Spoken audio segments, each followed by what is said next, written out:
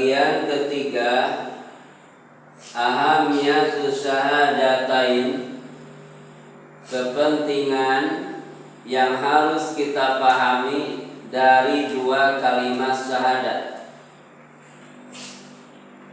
La ilaha illallah merupakan asasul inqilab, titik tolak perubahan seseorang. Jadi ketika dalam kehidupan sehari-hari kita bisa menjadikan la ilaha illallah sebagai zikir, maka itu semua harus bisa merubah yang tadinya akhlaknya tidak baik harus menjadi punya akhlak yang baik. Yang tadinya akhlaknya tercela harus menjadi akhlak yang terpuji. Jadi la ilaha illallah merupakan awal perubahan yang harus ada pada diri setiap muslim. Menjunjung tinggi la ilaha illallah memberikan nilai baik pada Islam. Tetapi ketika seorang muslim tidak bisa memperlihatkan akhlak baiknya di dalam kehidupan, maka la ilaha illallahnya tidak bisa menjamin untuk mendapatkan kebahagiaan nanti di akhirat. Jadi yang bisa menjamin kita bahagia di akhirat itu ketika hari ini kita di dunia bisa membuktikan akhlak dari la ilaha illallah. Coba kita lihat sama-sama dalam surah Al-Ahzab, surah 33 ayat 23.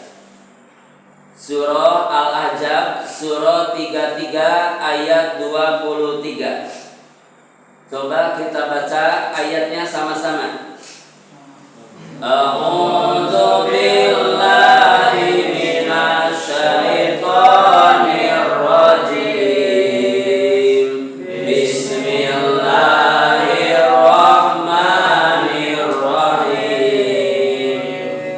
Minal mu'minina rijalun shadaqu ma ahadullaha alaihi. Faminhum man qada nahbahu wa minhum man yantazir wa ma baddalu tabdila. Artinya di antara orang-orang ini kepada orang-orang yang menepati apa yang telah mereka janjikan kepada Allah, dan di antara mereka ada yang kufur, dan di antara mereka ada pula yang menunggu-nunggu, dan mereka sedikit pun tidak mengubah janji. minal mu'minina rijalun shadaqu ma ahadullaha alaihi. Di antara orang mukmin itu ada orang-orang yang menepati apa yang telah dijanjikan kepada Allah.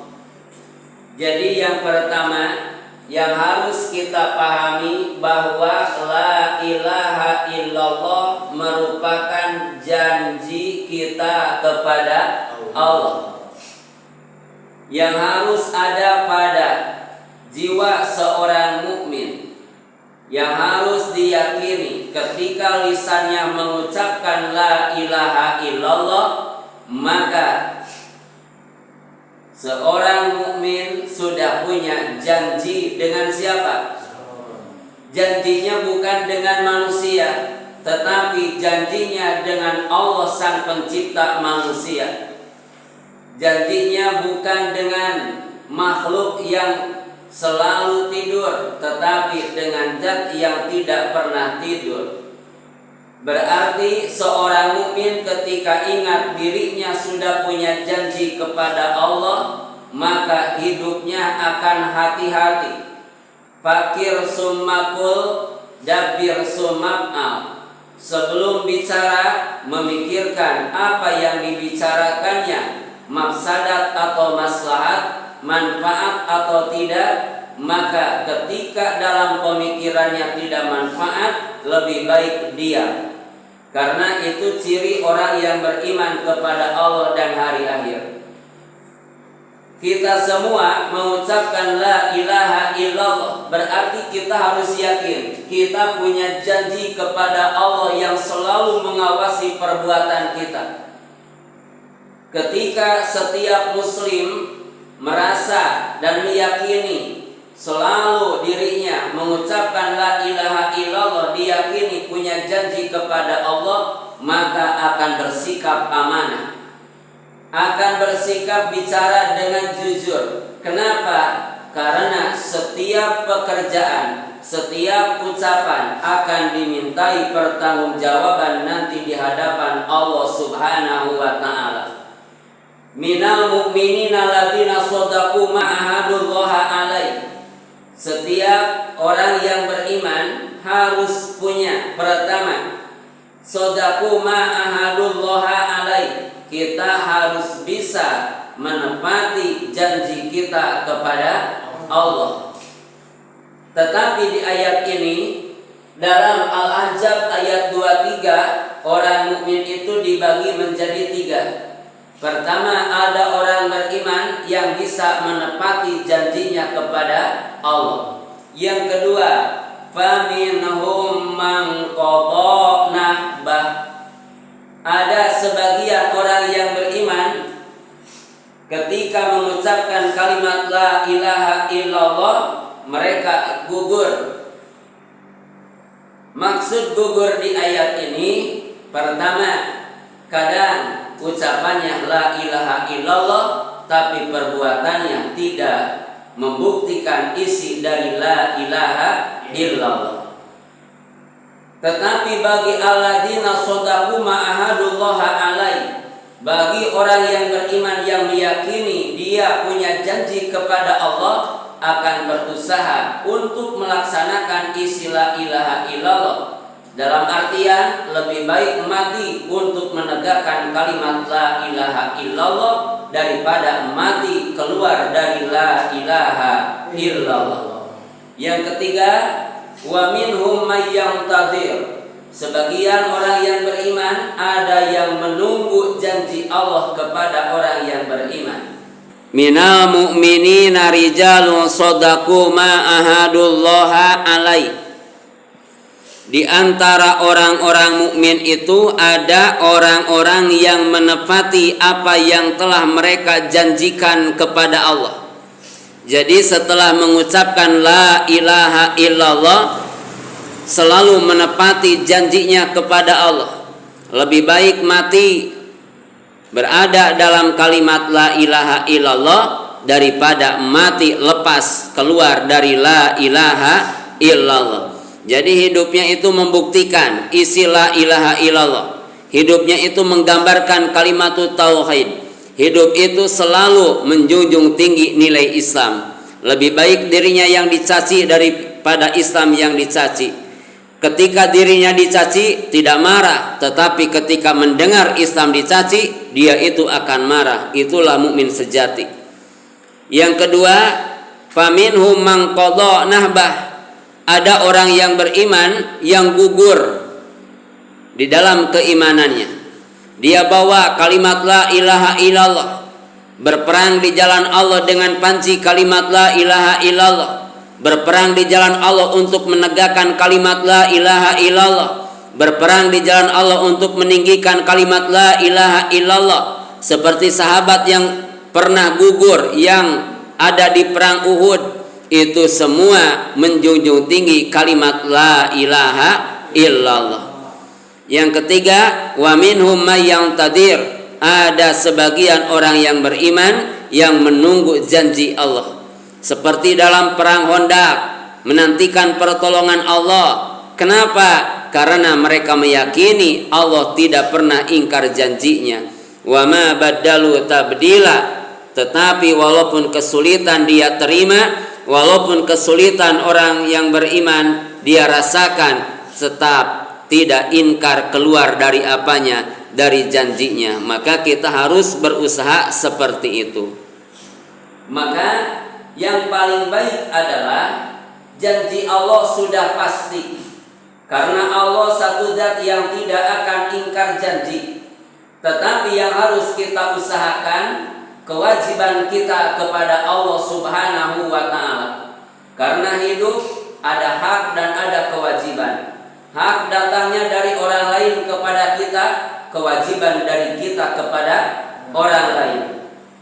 Kita orang beriman diwajibkan untuk ibadah kepada siapa?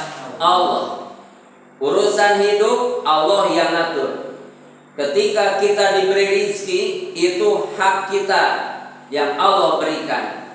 Tetapi jangan pandai menuntut hak, melupakan kewajiban. Tunaikan kewajiban secara sempurna, maka hak pun akan kita dapatkan. Wa ma baddalu tabdila, dan mereka sedikit pun tidak mengubah janjinya. Jadi orang yang beriman itu jangan pernah merubah janji.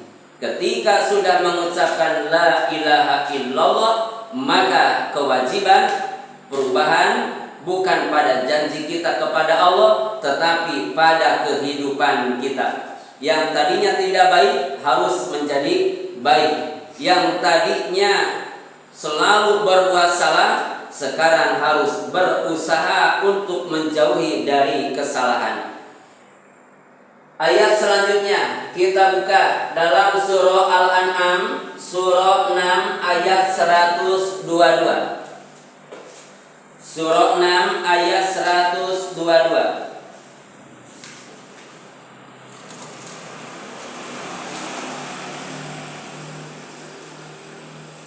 Ayatnya kita baca sama-sama. Udah ada?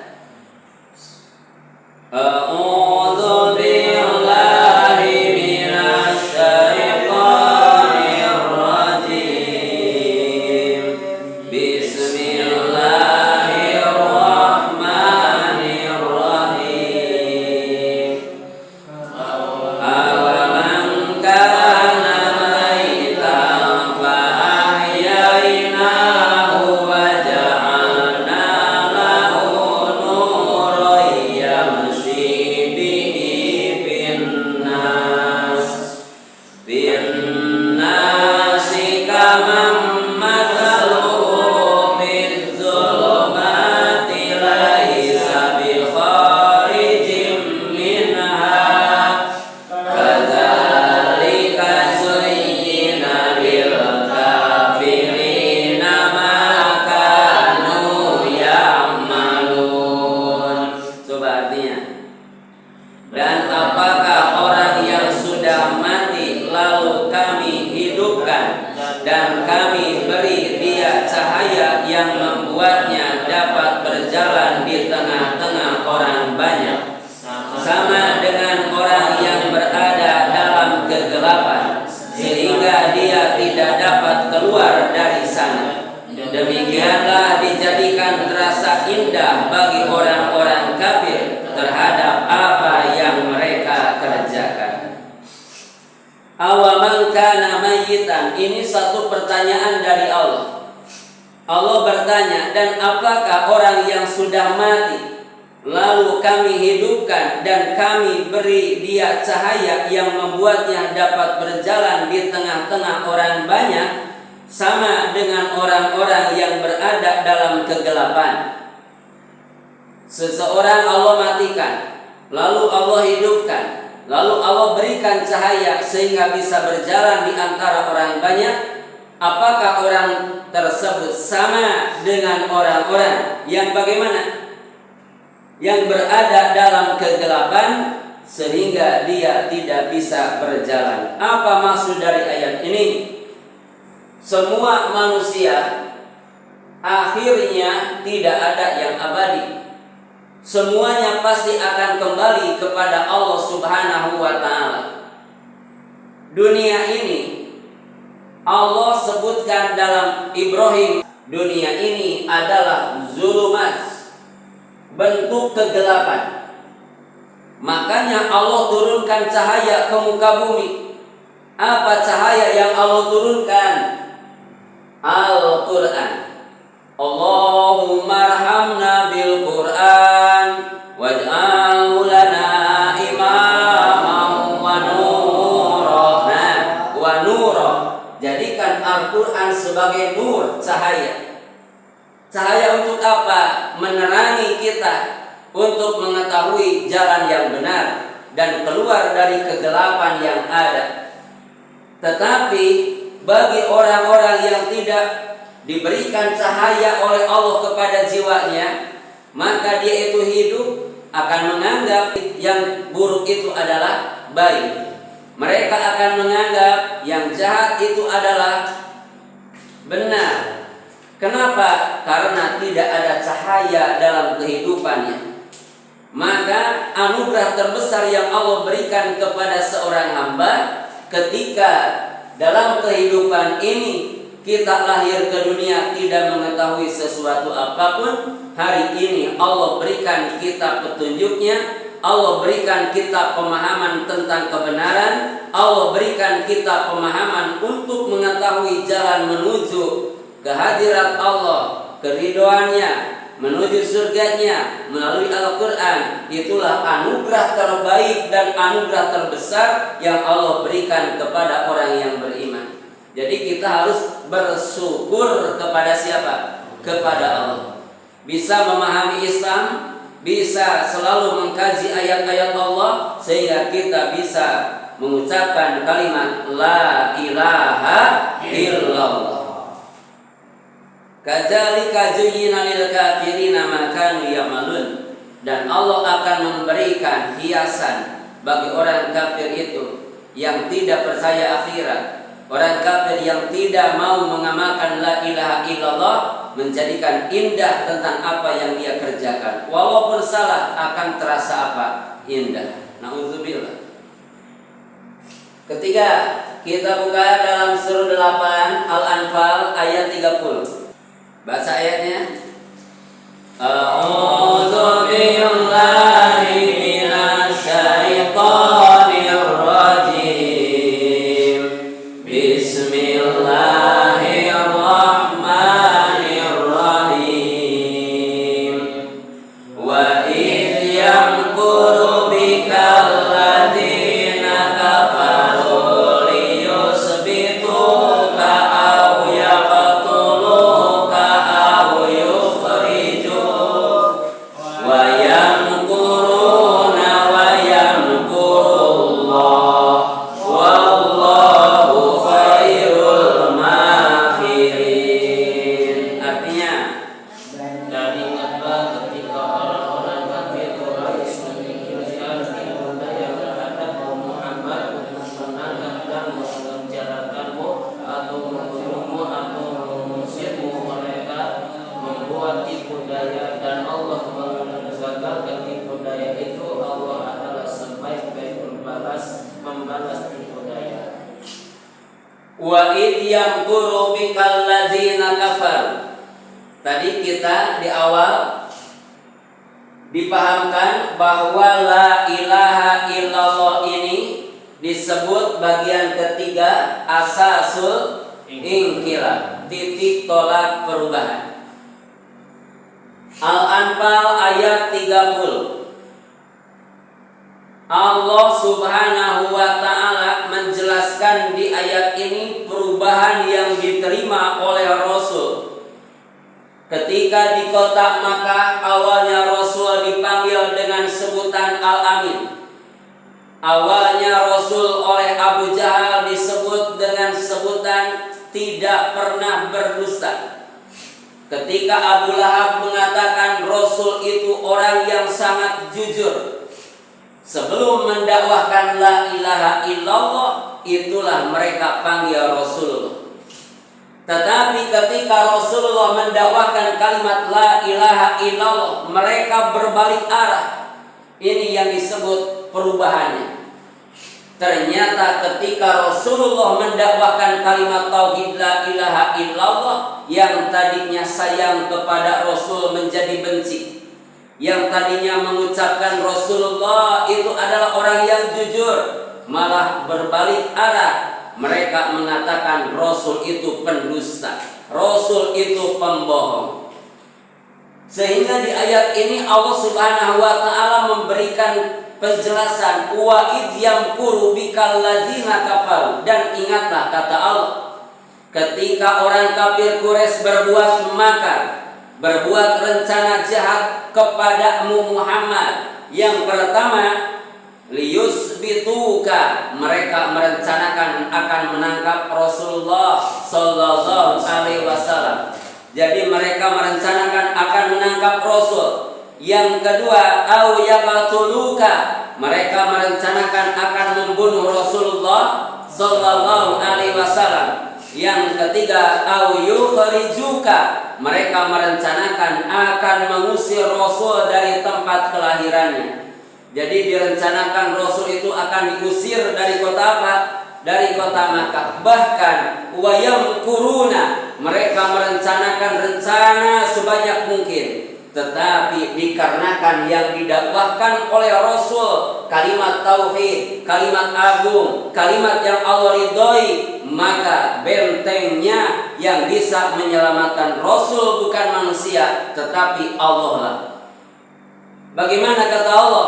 Wayamkurullah, mereka orang kafir Quraisy merencanakan jahat kepada Rasul, maka Allah lah akan membalas rencana jahat mereka. Rencana Allah lebih baik. Wallahu khairul makirin. Maka yang harus kita yakini ketika kita mengamalkan la ilaha illallah, ketika kita mendakwahkan la ilaha illallah, ingat, la ilaha illallah ketika kita dakwahkan bukan untuk mencari dunia. Kita mendakwahkan kalimat la ilaha illallah bukan ingin pujian dari manusia. Tetapi ketika kita mendakwahkan kalimat la ilaha illallah, tujuan di hati kita menyelamatkan manusia supaya semua sama sesuai dengan tujuan penciptaannya, yaitu untuk beribadah kepada siapa? Allah. Tetapi ketika mendakwahkan kalimat la ilaha illallah, banyak orang yang tadinya dekat menjadi jauh, banyak orang yang tadinya sayang menjadi benci. Itulah resiko dari la ilaha illallah. Lebih baik dibenci oleh manusia daripada Allah yang membenci kita. Kenapa? Karena kita yakin pahala dari Allah lebih baik dari pahala yang ada pada tangan manusia. Ini yang harus kita yakini. Jadi asasul inqilab, perubahan bisa ada pada diri kita yang mengamalkan la ilaha illallah, perubahan ada pada orang yang menolak dari dakwah la ilaha illallah. Nanti pada surah 37 ayat 35, 87, 85, ayat 6, ayat 10, inilah gambaran makar yang diterima oleh Rasulullah sallallahu alaihi wasallam selanjutnya. Ya. Tulis kode ayatnya, ditulis ayat di bawah.